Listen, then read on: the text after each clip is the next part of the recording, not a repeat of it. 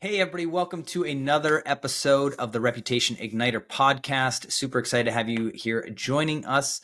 As always, like, subscribe, hit that notification bell, make sure that you are in the know. We are constantly trying to bring you industry leaders and experts, but more importantly, we're trying to bring you the owners of other HVAC companies here in our industry to give you an insight into their zone of genius so that you can kind of pick part their brains and understand something special that they've kind of got worked out and figured out. And so I'm really excited about my guest today, Tersh Blisset of Service Emperor. And also on top of that, he's also the podcast legend of Service Business Mastery podcast. So Tersh, thanks for being on, buddy. I really appreciate it. Man, it's my honor. I'm truly honored and thankful for you to invite me on your show. Of course, man, and looking forward to diving into all things AI and automation here, because also a wheelhouse that I really like to play in myself. Again, you guys, this podcast here is focused on helping you guys get around other HVAC business owners, understanding how we can all level up our game, really trying to ensure that the real barrier to entry into our industry is the level of professionalism with which you have to perform at to go out there, serve our communities, employ the people that we love and care about inside of our business, and really just sort of raise the level of what mainstream media might think of entrepreneurs these days, because it's a little bit in the toilet and it is unjustly done to us. And so here we're going to kind of huddle together and do our best to continue to rise that image and improve it. So with that being said, Tersh, let's jump into this. I think it's important for people to understand, right? You started off with a business, TriStar, right? Mm-hmm. And that's kind of like a high volume, low profit margin type business. And then you kind of went on the other end of that spectrum. And now you've got Service Emperor, which you started back in 2020. TriStar was back 2014, I believe, right? And then kind of in the mix, you also started the Service Business Mastery podcast. Say that 10 times fast. That's a hard one. Yeah, right. Back in 2017, out of a need for that kind of information as you were growing your business. So maybe give us a little bit of kind of like a here to there. How'd you get started in the HVAC trade? And then, where you're at right now, so that people can kind of just understand like what that journey is before we kind of jump into the meat of the podcast here. Yeah, absolutely. So I went to school I graduated high school and went into the Air Force, became a TAC P, and then finished or was in school and went to college for engineering and was working at a plant in Savannah, and I didn't like it at all. And I had a really good car buddy of mine who was an HVAC guy, and he was making dang near about the same amount of money I was. And he, didn't graduate high school, dropped out early, I think 16 actually, and got his GED and went to work for a local HVAC company, and he was just killing it, and he was always working on something different, and my job felt very boring and monotonous. And eventually I got to where I was like, all right, give me a job doing what you're doing. So he did, and I started there in 2005 and was there for, I want to say 7 years. That sounds about 7 or 8 years, something like that. Worked up to GM, a service manager, install manager, service technician. I did an install or two there while I was there. And then in 2014 is whenever I started TriStar, and really that formed out of a need for a business partner that I joined, or we joined forces there. And he had a company that flipped rental properties. So every time somebody moved out, they would do the full turn on it and like redo the floors, repaint the whole house. What they didn't have was a plumber and an HVAC and an electrician. And so we partnered up and created TriStar, which was an HVAC plumbing electrical company that would go in and do all of any kind of HVAC work that needed to be done on these properties. So basically I instantly had like 2,500 properties when the company started. Yeah. And so nice. We grown that to like 6,800 properties now, Okay. and it's run and gun. And I wanted something different, like, because the company that I was a service tech and I was managing, we were the opposite. We were very much like lower volume, higher margin, and so that's the mindset that I had. Uh, so I wanted to do that again, but I just couldn't get it done with TriStar. Mm, And I started the podcast in 2017 because, as we talked about before, I yeah. ran out of books to listen to on my long drive every day, and there was no other HVAC business podcast out there. HVAC School Podcast was the only one that I could find in the HVAC world, and I eventually became friends with Brian Orr, who's the founder of that podcast, and um, he taught me how to create the Service Business Mastery podcast, and I did that. And then people were asking me about starting a business, and I already had that itch to do the opposite of what I was currently doing. Yeah. And TriStar was at the point where it was running very successfully and smoothly, and I had automated enough things to where I didn't have to be there all the time. So then I Yeah. decided that I would venture out, and that's how Service Emperor was basically born. Love it, man. Love it. Well, that's great. And I love the fact when people are willing, because I was talking to Billy Stevens about this, right? And he had the same kind of situation. He sold, Berkey's or Yeah. whatever, and then he had that itch, and he wanted to build the software too. But he's like, similar to you, you're like, hey, everybody's asking me these questions. Like, I got to go back into it, right? So that's when he started Billy Go, and that's been Mhm. his experimental, whatever you call it, Yeah. brainchild of Sarah, right? Which I is just and I wild that it's so successful, and it's like the experiment. Yeah, but I mean, and I think that's also just a testament to like everything that he puts out, right? When you look at like those Saturday posts that he's putting on LinkedIn, and you're just like, yeah, I mean, you might not like what he says, right? But like, there's reasons behind like why he's saying it, right? Like he genuinely cares about the industry, wants to see it improve. So I love that, right? So like you started it to kind of be like, hey, look, I can point to this. I'm going through the throes of it again, and then you can use all that insight. So I actually had I was doing another pre-show podcast like earlier this morning. This guy kind of asked a question. I'm gonna throw you a curveball here, not a All right. huge curveball, but Yeah. I think this is such a great. I think it's an important question for you to answer before we talk about all this other stuff, because I think people need to see the lens through which you see the world, right? So this is it's an easy question to answer, but it's a hard question to articulate, I think, effectively. How do you define success? Ooh. Yeah. That's that is that is a very good question, because I ask myself that all the time. Like, Yeah, at what point are you successful?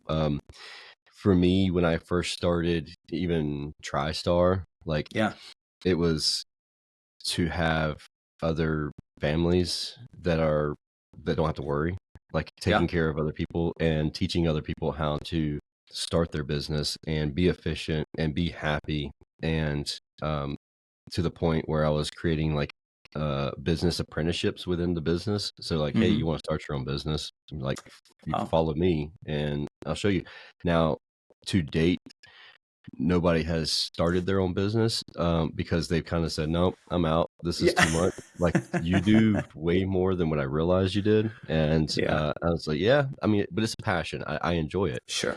Um, I at one point in my life, I would say, if you had all the vehicles that you wanted, because I'm a really big car guy, and I've to an extent um, accomplished those goals, those hmm targets, and um, I don't.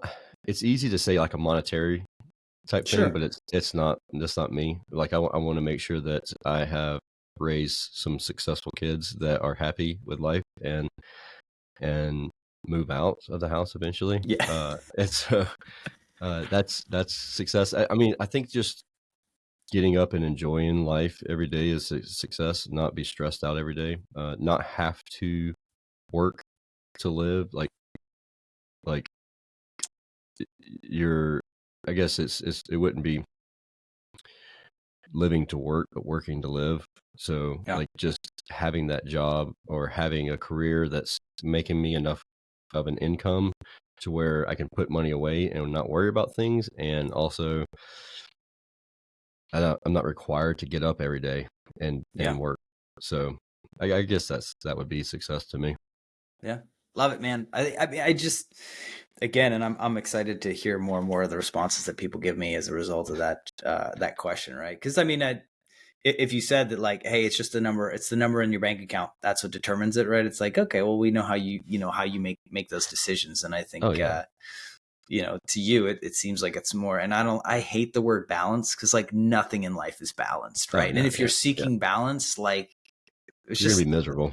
you're gonna be miserable, right? Like, I mean, and then you think of like any system, right? You're an engineering guy, similar to myself, right? Like, dude, there's like steady states, like it's not necessarily a good place, right? Like there's always got to be a delta that you're constantly trying to combat, to change, or whatever, right? And so, if you did put it on a money number, right, you're gonna get there and you're gonna be like, yeah, well, it's not enough, right? So you gotta change the target, right? It can't be the money. It's and so like I've put that money target as a goal just because I was like in a best practice group and they're like, set your goal and you need to Yeah. know like what you're going to achieve. And you can't just I get their point. Like you can't just wake up and willy nilly it. And it's like, okay, Yeah. well, maybe I don't feel like doing it today, so I'm not Yeah. going to. You can't be long term. Like even Mhm. I wouldn't say you can't be successful, but you can't be in business long term if you don't set Right. goals and work to achieve those. Um, but I have set goals. Like the first year I was in business, I wanted to do $1 million, and I did it. And I was like, all right, I didn't get anything out of that. Like Yeah. there's nothing that happened, and I was like, Yeah. so like it's almost like I'm concerned that if I set a dollar amount and achieve that dollar amount and it doesn't bring me this like overwhelming sense of satisfaction, that I'm just going to Yeah. be let down. So I'm like, don't even set that target. It's just like, all right, well, I know that I want a house in the mountains and I know that one day I want to, have, where I can go to Florida on a whim. And I'm at that point now where it's like, Right. somebody asked me last minute to go to a conference and I was like, all right, I'll take off and go for 4 days to a conference in Florida. And, 2, 3, 4 years ago, that definitely was not possible. That wouldn't happen. So, Yeah. Well, I love it. Well, and that kind of sets the stage for what I'm going to kind of talk to you about here in a second. And by the way, I love the fact that you're that transparency that you have with your guys about saying like, hey, you want to come alongside me? I'll teach you how to open your own business, right? I think so often, and you know this, but just like me, you get, arguably, I'd say you get 5 years into business, but I think it really settles in 10 years into business that you realize that like you could literally tell somebody how to exactly duplicate your success. And like 99.9% of people would not actually do that. They get all your secrets. And that's where we live in a world of like, I mean, no offense to your podcast or mine, right? But like the majority of people are just gobbling up the information and won't take action. Like our hope, and we yeah, almost do it for the 5% of people that are actually going to take what we're sharing and put it into action. But so that was the whole thing. Like when I started the podcast, it was, hey, you're going to follow me along as I start Service Emperor. Like I'm yeah, going to research this and we're going to do this. And then other people in the industry, they're like, dude, you're a madman. Like you're yeah, telling all your competitors what you're doing. I was like, yeah, but they're not going to implement it. Like right, it's just like I talk about automation all the time, and like I'll show you exactly how to do it, but they don't do it. So I mean, yeah, it's like they, I understand the intention of wanting to learn, and you have every intention of doing it, but then you're hmm, like, life gets in the way. Fires yeah, happen in business, and I just don't put forth the effort to do it the way that they're doing it. And maybe they have success because their personalities are, and both of us could put together the same exact business model and end up completely different in business. yeah. Because your DNA, your culture is different. It echoes you, right? But at the end of the day, right, you're showing how transparent you are, Yeah. and you're also opening up way more channels of like learning and education and training that like your competitors not, because they like to like, yeah, I get it, right? You want to compartmentalize things, or you because of that fear of competition, you don't want to share things.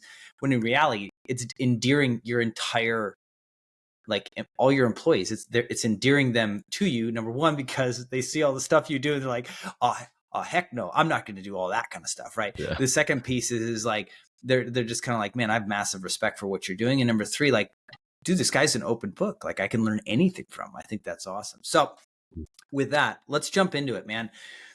You talk about it, and I don't think you can get the life that you have, right, without leveraging automation, right? And maybe you can talk, like, let's maybe kick this off. There's so much talk about AI. Everybody's so excited and obsessed with AI, right? I think it's a misnomer, and it's almost a little bit of a red herring for a lot of people, in the sense that they try and follow that, and it's an attempt to like get rid of people in their business and just like stop doing it, versus the automation approach, right? Which I think is something that I've been a big proponent of for the last 10 years of my business, right? Yeah. So maybe could you separate or make a distinction between the two of those in an HVAC business, right? And then talk about maybe what are some of the key things that people are asking you for, or asking your insight on, that's actually automation and not AI, so that people don't get scared or intimidated that robots are going to take over their business or their life, right? Yeah. So the first thing I would say is I would use AI, and we use the term AI, and we all, we know that it's machine learning. It's not at the point to where it's like AI, like true AI, where it can completely think for itself and create everything for itself. I mean, this thing is regurgitating information that it's learning, and there is so often that, like, Josh and we've done, my co-host on the podcast, we've done, I think between the two of us, we've done 8 different keynotes since last October on AI's disruption in the trade. Yeah. And I would say, other than the AHR, other than that, 99.9% of the people come up and ask me questions, and their question has nothing to do with AI. It's all to do with automation. And so we talk about using a program such as Zapier, or if this then that, and I have 2,500 zaps that run a month, and like to the point to where I just forget all of the zaps that run. I did one virtual keynote a couple weeks ago, and I said, you know what, I'm just going to open up my Zapier account so you can see all of the zaps that I run. And I just started scrolling through the zaps, and you could see the shock and awe in people's faces. That I was like, oh yeah, and I forgot about this zap. I don't have to do these tasks anymore. Like, even simple customer appreciation gifts that get sent out. Say you sell something, and our trigger is $5,000 for the first gift, $8,000, and then $11,000. And each time that the higher amount, then it triggers like a bigger gift that's being sent to the homeowner. And I mean, those are just things that I forget that we do. I pay the bill for the things that we do, but setting up those types of things, like, that's something that I'd have to pay somebody in the office to manually do after every call. That doesn't have to be done anymore. That's just automatically done. And so these are automation things that create like a wow experience for customers, but also wow experiences for technicians and employees. Like, whenever somebody onboards with us, we have their intake form, which has their anniversary and birthdays of them and their spouses. So on their spouse's birthday, we're sending out gifts to the spouse from the employee. And same with anniversaries, and all that stuff is automated. Like, we set it up whenever the employee's onboarding, and we're sending out anniversary gifts to people, and like, I'll get a message that's like, hey man, you pulled in clutch on that one, because I completely forgot. And then I get home, and she's like, thank you for the flowers, and because it was signed from him. And like, I've gotten that text message more than once. And so if we have conversations, so like, whenever a technician is in the home, a service technician is in a home, installed technician in the home, their job is to gather information about the homeowner that we can wow them with later. And so then we mess up, we drop the ball on something, and we know that they are, you know, like a crazy wild Taylor Swift fan. Super Bowl was last night. We're talking about Taylor Swift. Let's do some hashtagging. Yeah. So then we send them a gift for Taylor Swift, like we drop the ball, and then there's a Kansas City Chiefs football, like with some Taylor Swift stuff, like, you know what I mean? So stuff like that, we know that where we can kind of schmooze them up a little bit, but that stuff is all like put into a CRM, which we can, all of this information is collected inside of one CRM and automatically put into a different CRM. And that stuff's not AI. When we get into the AI aspect of things, it's like my emails. I don't respond to emails anymore. AI does it all because it's learned me, and it's like, and I allow it to do that. There's a Google review response, which kind of saved me even last week, where we had every intention of communicating correctly with a consumer, with a homeowner. We dropped the ball internally because 3 different people thought that all 3 of them had responded and had communicated with the homeowner, and none of us did. And so it was an overlap because we had recently released one person onto new opportunities, and that person's job was to communicate with them. So the other 3 of us thought that the other one was going to do it for this situation. And we got a 1-star review.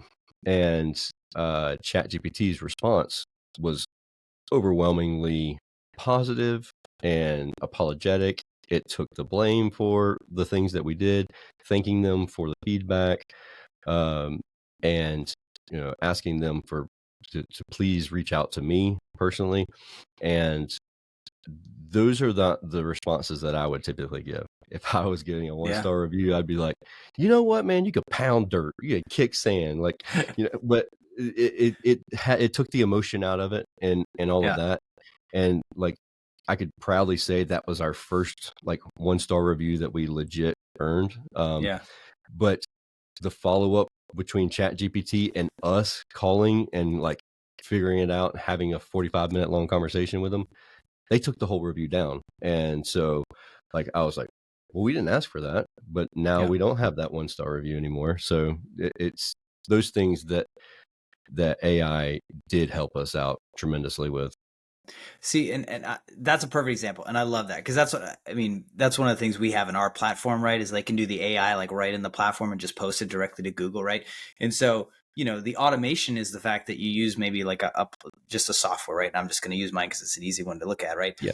You get alerted by the review, right? But the question is, well, like, what do you do next, right? Well, then you go in, then you leverage a tool like AI to take the emotional thing out of it. Because what I used to tell my clients, I say, don't even respond for a day, right? Like, because you gotta cool off, man. Like, and I know you took it on the chin and you said, yeah, we clearly dropped the ball on this, right? There was 4 people trying to figure this one out, and we all just sort of like, fumbled it, whatever. But like you said, everybody wants to go in there just like swinging, right? And there's only that one restaurant in New York that makes a whole thing out of like, responding hatefully on Yelp, and they hit it off, right? Can't just works for them. Yeah, works for them. Ain't gonna work for you. Not gonna work for your HVAC company because they're gonna go to the next one. Yeah, right. Exactly. Yeah, your competition is a click away, right? So I love that. That's a great definition of like the automation is you got alerted, and you can send that alert to multiple people in your organization so that like everybody knows that something's going on. And it goes into a Slack channel. Yeah, there you go. Perfect. And then like we have it so that you get a 5-star review.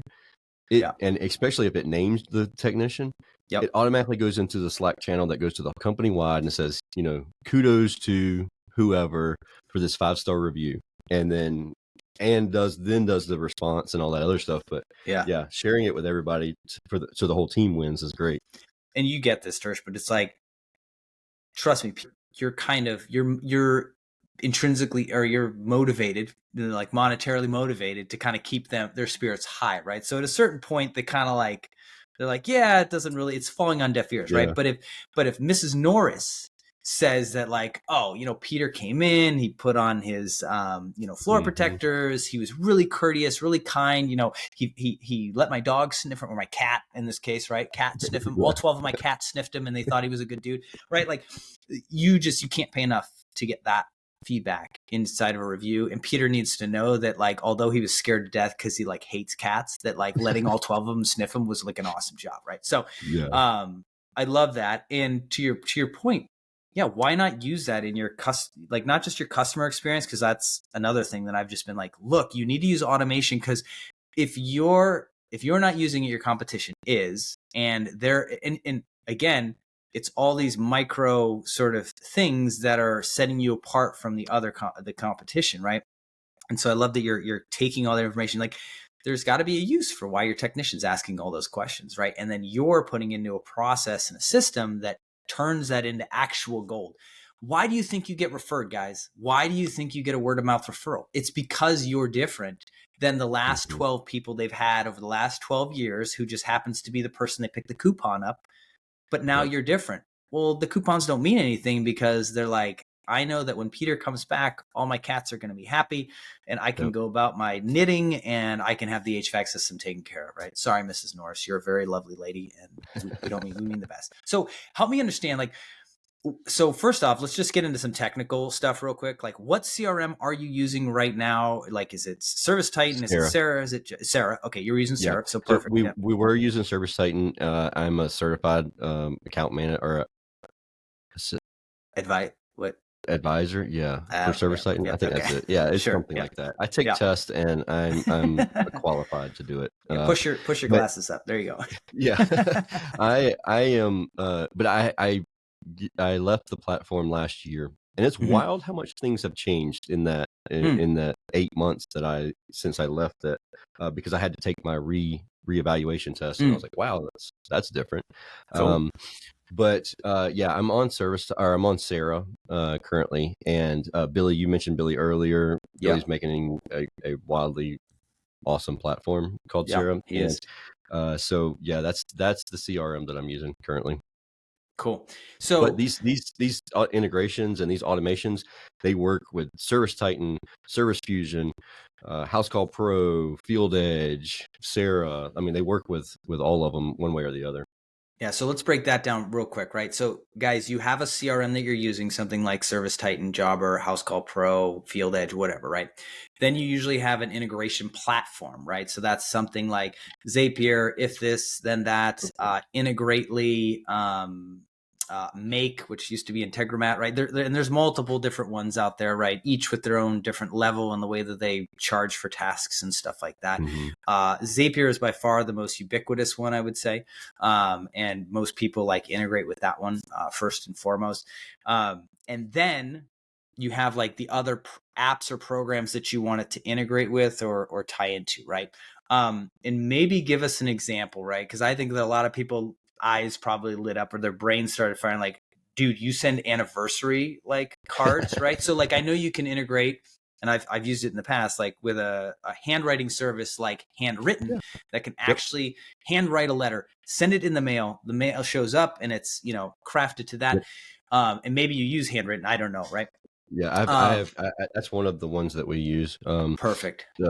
There's how do you send flowers, dude? That's what I want to know. Is like, what do you, or is that just a task that goes to somebody and they call the local florist? It is. So it's a task that goes to a VA. Perfect. Which that's a whole different rabbit hole. I know. We won't go into another podcast for that one. Yeah. So, but yes,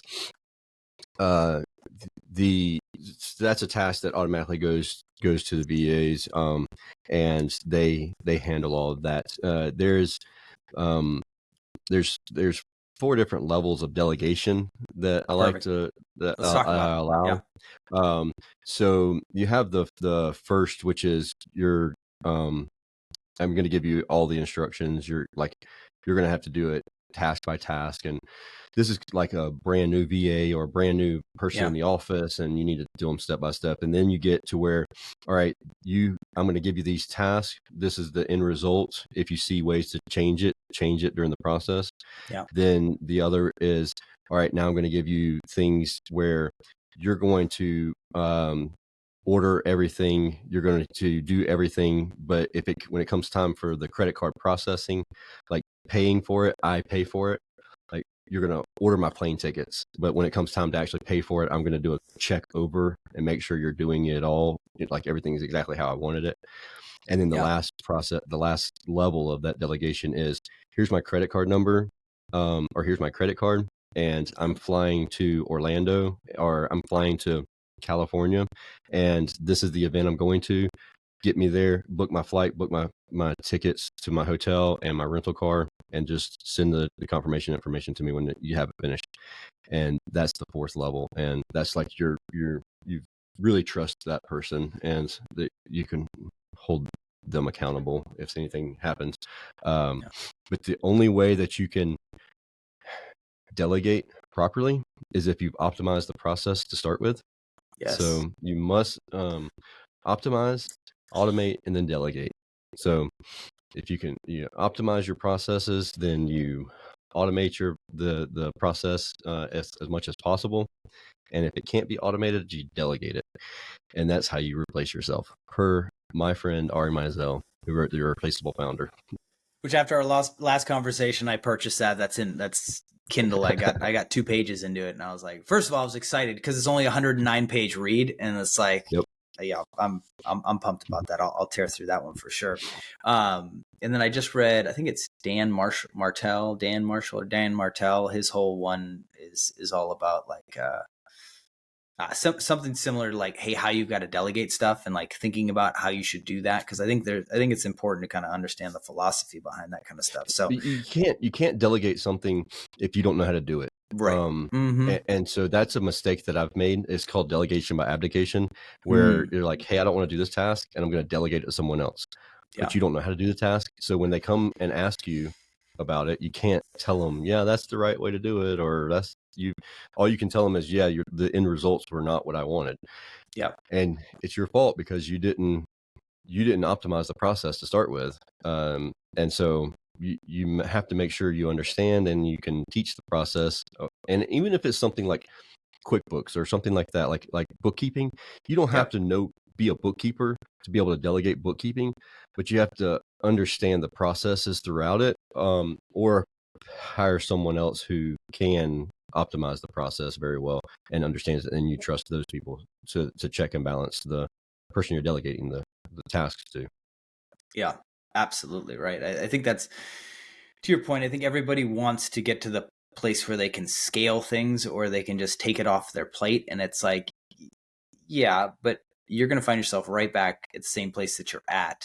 Oh, yeah. Arguably 100%. More frustrated and with a more like broken or damaged system than had you just taken the time on the front end to kind of really lay it out, like what it is that you need done, and then figure out, hey, who's the best in your organization to do that. So there's a process of the delegation, and I know that we're talking automation and AI versus delegation, but I want to share like one of the ways to figure out if you're doing, like if you've written out the optimization properly, is to write your step-by-step process, and then have even if like, say you want to just read it and then send it to a VA and have them transcribe it, create the checklist.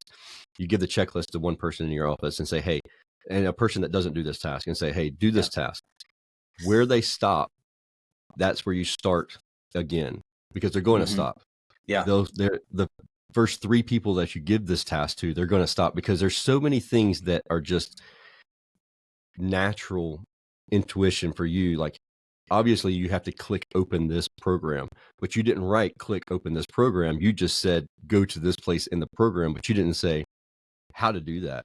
And so these people who have no idea about this program that you're talking about, say it's Sarah, and they're like, how do I log into Sarah? Well, that's a step you missed in your process. So then you have to go back and do it. So you give it to 3 different people to do it as you're going through the progression of fixing this process. Once nobody has any questions, like, and they can go all the way through the whole task list, then you can delegate that to someone else, delegate it to a VA. Yeah. Well, And then let's just add a layer onto that in terms of like how you can streamline that. Cause I think to some people, right, like writing out all those tasks can be overwhelming, right? And we talked about this, I think last time we chatted too, right? But leveraging like a screen capture service or something like that, right? Like Like if, Loom. for instance, yeah, like Loom, right? Like my Yeah. business would come to a grinding halt if Loom like got bought by, please Microsoft, don't buy Loom, right? Don't break it, don't touch it, right? They will So break it. oh my gosh, right? Like I'm dealing with, they just bought my calendar into Notion. It's like, oh, it's okay. So Yeah. but for instance, guys, if there's something that you're doing or you want something done very specifically, you can record a Loom video, right? You don't have to download any software. I mean, maybe you do, but you can keep it in your browser if you like. But it's super lightweight. But you can literally just record yourself doing it, saying, hey, then you go over here. They're going to watch your mouse. They're going to watch the different screens change. You're going to just talk through what you're thinking as you're doing all these things and why you're doing it. I think that's an important piece too, right? But then once you record the video once, your instructions are there in eternity. And the other thing is if you need to mark those off as tasks, because that's something that I do often, right? Is like, I will give them the Loom video to understand it, but then I will make sure that like there's tasks and that they check off the tasks to make sure that they're doing things. Because sometimes they can be like, oh, I've watched the video 10,000 times. Yeah, you have, but you keep forgetting this step or whatever, right? Yeah. Then you can take that video, you could theoretically give it to a VA, you could give it to an office manager, say, hey, watch this video, break this down step by step, put the steps in, whatever you want to, wherever you want to put it. Do you want to put it in ClickUp? Do you want it somewhere, right? And then have them write it out. Then you have somebody go do it, right? And figure out if they can kind of figure out all that kind of stuff. So there's so many pieces of technology that are out there. It can be overwhelming. But you just let it. I think that's the biggest thing is whenever I've given the keynotes, they're like, where do I get started? Right. It's like, well, if you want to get started with AI, download ChatGPT to your cell phone. Yep. And every time that you go to Google to ask Google a question, just go to ChatGPT and ask it. Yeah. And because we talk a lot about prompts and prompt engineering and stuff like that. And sometimes I realized that at the first keynote I freaked people out with how difficult prompt engineering could be if you wanted the exact thing. But then I realized that it's not that difficult. There's actually a process that I'll share with you really fast. That is, I wrote it down to make sure I don't get it wrong. So this is a process for creating prompts for ChatGPT for some specific stuff in HVAC. I love it. Okay, let's hear it. RICE. So it's called RICE, RICCE. So you're going to give first, R is role. Okay. So you're going to give the role of the chat GPT. And then you're going to give it instructions on what it's going to do. Then you give it context. So the context of the situation. And then you're going to give it constraints on things you don't want. There are situations where you're like, especially whenever you're doing any kind of images. So like, do not create an image of a person with 3 legs or, multiple limbs, or like, do not create an image with distorted hands, or do not create an image with hands, or make sure your hands are in pockets so they're not able to be seen. And then give an example. E is for example. Okay. And if you do that, and the more you do that and the more you practice it, the more it becomes second nature, to where now, like, my prompts, they rarely are like super drawn out, but they have a little bit of each one of those in it, and you get what you want out of it. Yeah, a lot easier and a lot quicker. Rather than, like, I love, my wife is not a tech person at all, and like, I can see her office from mine, and so like, she'll ask me something and I'll be like, and I'll just throw it up on ChatGPT and give it and send it to her real fast. And then she's like, yeah, but can you change this? I was like, I can, or you can just open ChatGPT and say, can you change this? Right. And she's like, all right, I'll try that. And she does it. And she's like, wow, like, it's now exactly what I wanted, exactly what I had in my mind, but I couldn't put on paper. I was like, it's crazy the way that works. And, and ChatGPT is kind of the go-to one for me. Like that's one Yeah. I talk about because it's the one I started using from the original, which had like a heart attack, a little panic attack whenever like ChatGPT was down for the day. Whenever what's his name was kicked out as Yeah. CEO and everything. I was like, oh gosh, like there's so much stuff. Like all my automations are built off of ChatGPT now. Yeah. But there's other platforms out there. Like I mean, Sure. you have all the Bard and Bing Chat and Claude and all these other things that you can use as well for different things. But yeah, love it. I don't know where that conversation started at, but yeah, there's that. Well, the prompt engineering you were talking about, which I think is Okay. good, right? So that's if you want to get the foray into AI and you really kind of want to like start to leverage that. And again, it's just a framework for thinking, right, and engaging with it, right? So don't be intimidated. All right, well, we kind of hit on a lot. I think a lot of people are kind of like reeling at this point. If somebody were to say, hey, let's just answer that last question, right? Like, where do I get started? What would be your like first couple of steps to kind of maybe warming somebody up to like, what's going on? I know they can reach out to you, right? And we'll talk about that in a minute, but where if somebody's kind of like, I don't know, talking to Tersh, like, I don't even know where to start. I feel like it'd be dumb to ask him the question, right? So let's just ask you the question. Maybe you can drop some wisdom here. People can start moving in the right direction. Cause I think that's really like, if you will either automate or you will kind of, be obsolete, I think, going forward. Right. So you really will, or your overhead expenses are going to become so high. Yeah. When you try and compete with someone who is doing this automatically, that either you're going to make such a little amount of money that it's not worth the effort, or you'll end up probably closing doors or not keeping up with competition. The AI world is here. It's not going away.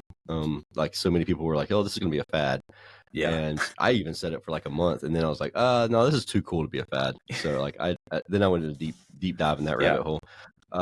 Honestly, if you're interested in getting into the AI kind of things, start playing with ChatGPT and instead of Googling things, ask Chat, because while we all know that Bing is not going to take over Google, ChatGPT does search Bing when it's doing like a web search, which is just makes me wonder, should I be focusing more on Bing for not advertising, but ranking higher on Bing? I don't know, but search using ChatGPT and just take it with a grain of salt, because it's not like 100% foolproof. You know what I mean? If you're interested in automation in general, obviously don't hesitate to reach out to me and I'll help wherever I can. But Google, or I say Google, create. I just said not to Google things, but look up videos on YouTube, which is basically Google also. And there's tons of information out there, and I guess that can be overwhelming as well. And so like my whole goal in life is just to help wherever I can. So I don't want people getting overwhelmed. Like I have something I call an ask hole, somebody who asks questions all the time but never implements it, and they ask the same question over and over again. So if you're one of those people, please don't waste my time and ask me questions, because I will spend time answering them. But if you have questions, like I truly, like I want to help people wherever I can. So just reach out. Yeah, love it. Last note on that is, guys, start small. Like just don't be like, I have to automate my whole business. No, start with a small task that's being like repetitively done, that's taking up a lot of time. For instance, right now I was thinking about this when you're talking about like the internal wow factor. Guys, the way, and I'm making some assumptions here, the way that Tersh is finding out birthdays, anniversaries, kids' names, all that kind of stuff is like, let's make it real simple. It's a Google form that's being filled out. And all of those are what we call custom fields or specific fields. And they're just shot into whatever CRM. And I don't know if you're using Sarah to collect that kind of information. Probably not. Probably a secondary No, CRM, right? So he's got some additional CRM that he's got out there. Don't be afraid. I That's just actually, I oh good. actually, so all of that. So I don't have a what do you call that? There's they're hiring platforms, hiring Oh, management gotcha. tools like Mm-hmm. hiring CRM. Yeah. I don't have one of those. I literally have as soon as somebody comes on our team, a new drive is created, a new folder in drive is created, and automatically, and every time they fill out a form, it automatically goes into their drive folder. And so it's very simple to get. It's only accessible by administration. Yeah. And so like each other can't see their other person's Google Drive folder. And so that's all completely automated.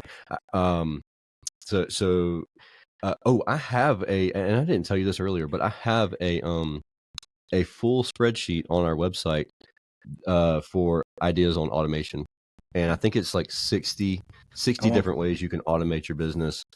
And they're step-by-step ways to automate. And I would say if you're gonna play with Zapier, Yeah. get the free version to start Yeah. with, and just do one zap that connects one to the other, and just make it very simple. Um, every time you create a post on Facebook, automatically creates a Twitter post or something super simple like that, so that you can kind of get the idea of the ebbs and flows of it. Um, I have a couple of them out there that are like 23 and 24 steps. Yeah. Don't do that. Like Yeah. that's taken me years to learn those kinds of things.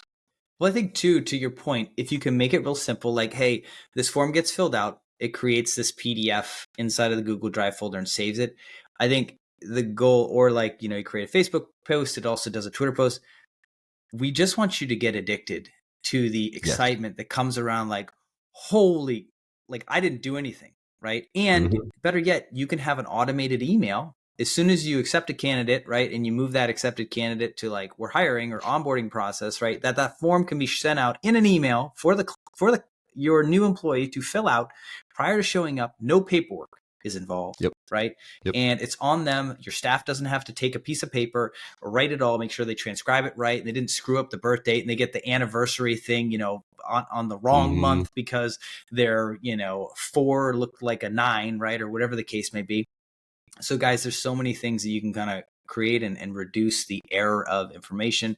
Another easy one to think about, right, is just, guys, when somebody calls in, does your system, your CRM or a platform that you're using, right? This is what we do, is like, does it send them a text message saying, hey, we're sorry we missed your call? Because if you don't, they're calling your competition right after you because they're Right. just going through Google, Yeah. right? So love it, man. There's so many ways to save your business, to save time. And I think what you were alluding to earlier is like, guys, if you want to find a way to like squeeze out more profit, is you just reduce your expenses. And this is like Yeah. probably the easiest way to reduce a lot of your expenses and really squeeze out another 5%, in profit margin. And that goes a long way when you think Mm-hmm. about it, right? And it makes everybody's life easier when they don't have to do like repetitive tasks that are super boring. Like everybody wants the things that make them feel important, and like transcribing information is not there, right? So I'll tell you what, one of the ways, so Ari talks about this in his book. One of yeah. the ways that you should start off your automation process, your dive into automation is your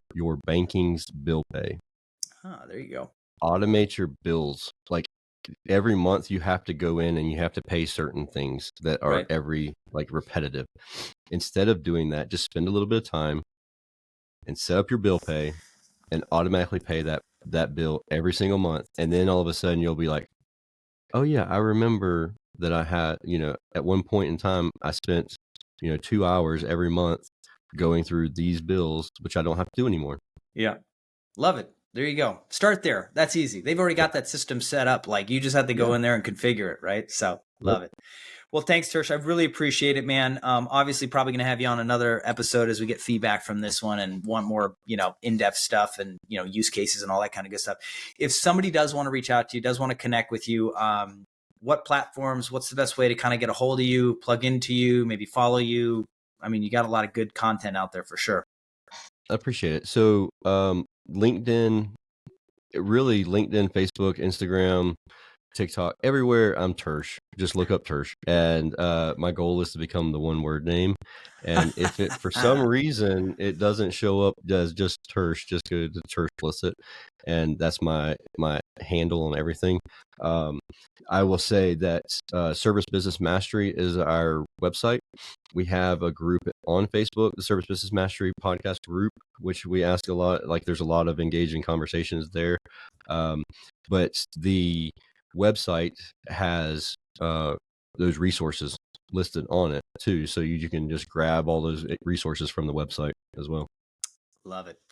Awesome. Well, thank you so much, Tersh. I won't use your last name ever again, as we're working on that personal branding there. I think you shared a lot of wisdom here. Really appreciate it. Hopefully it's got the wheels turning for you guys out there. As always, make sure that you're plugging in. Hopefully you're referring this podcast to a fellow business owner. Again, we're better together. And the focus here is just to create a community around which we can really continue to elevate the level of professionalism that we have in our business, in every area of our business, and really just continue to make HVAC, I think, the leading trade out there, showing that, obviously we've got a lot of technology already in the business, but hey, how can we make sure that we're really kind of lighting the way, leading the way, especially since, contractors, we tend to be kind of the last ones to adopt technology. And I think this is just an easy way to continue to level up the customer experience that everybody's having. So thank you again for tuning in, and we look forward to seeing you next time. Take care. Thanks, man.